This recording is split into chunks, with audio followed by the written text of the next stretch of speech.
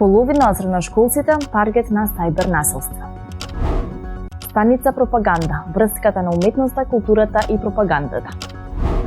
Европска младенска картичка, фантомски проект за младите. Здраво на сите, јас сум Нина, а ова е најновата епизода на Шорткат, вестите за млади. Останете со нас. Јавноста се разбранува од веста дека Младинскиот културен центар поради предизборниот период ќе работи со преполовен капацитет. Затворено е бифето, се откажуваат настани, се затвора планетариумот, нема работилници. Причината за ова, како што извести од МКЦ, е тоа што на 30 луѓе кои биле ангажирани со договор на дело на 1 месец, во периодот до изборите не може да им бидат продолжени договорите за работа. Ова значи дека до завршувањето на изборите во мај во МКЦ ќе се одржуваат само активности кои се веќе предвидени со програмите на град Скопје и Министерството за култура. Сајбер насилството зема замав. Повеќе од половина средношколците во земјава биле цел на сајбер насилство, а половината од нив поради страв не го пријавиле истото. Извештајот Дигитализацијата и сајбер безбедноста, сегашноста и иднината на учениците на аналитика Think Tank покажува дека речиси 40% од анкетираните се соочиле со сајбер насилство повеќе од 2 пати. Најголем дел од учениците, односно над 65%, се изјасниле дека имаат потреба од доедукација за сајбер безбедност, бидејќи сметаат дека немаат доволно знаење за заштита од хакерски напади и пробивање на личните податоци.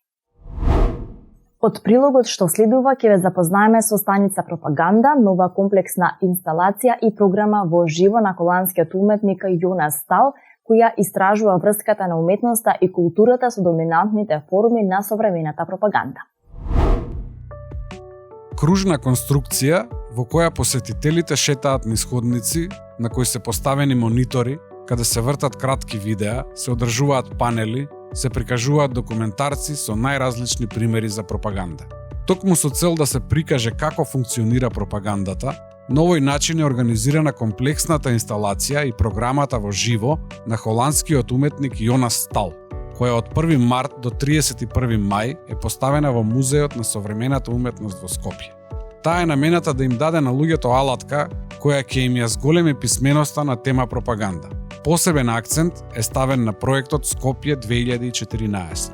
Јонас Стал е визуелен уметник чија работа е препознатлива по истражување на односот помеѓу уметноста, демократијата и пропагандата.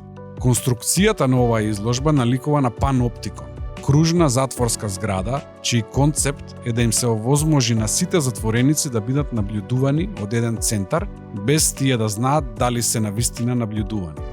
Иако е невозможно сите келии да се наблюдуваат одеднаш, фактот што затворениците не знаат кога се надгледувани ги мотивира да се однесуваат како да се под надзор во секое време. Нешто слично како пропагандата, која тежнее кон ред и контрола со што помала колективна интеракција.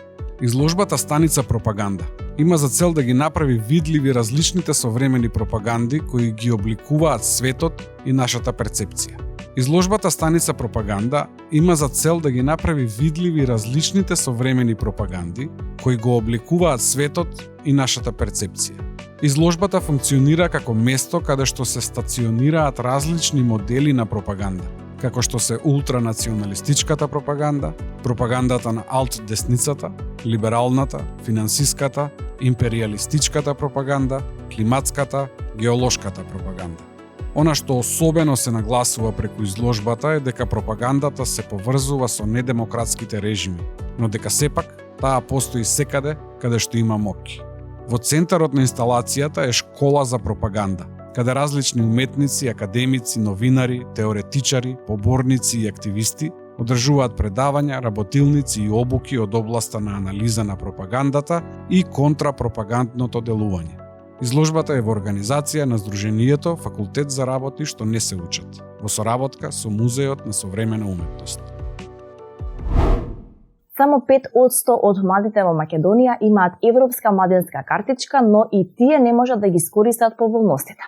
Истражувањето на Мета покажа дека иако таа треба да нуди голем број поволности и попусти за младите, а Агенцијата за млади и спорт има наброено каде се може да се користи, наидовме на најблаго кажано проблем, Од 21 компанија каде што се јавивме, а кои беа посочени како бизниси што нудат попусти со младинската картичка, само 4 рекоа дека ја признаваат. Останатите ни рекоа дека или прв пат слушаат за оваа картичка или пак не ја признаваат. Па така младите се оставени во прашалници зошто не можат да ги остварат ветените попусти.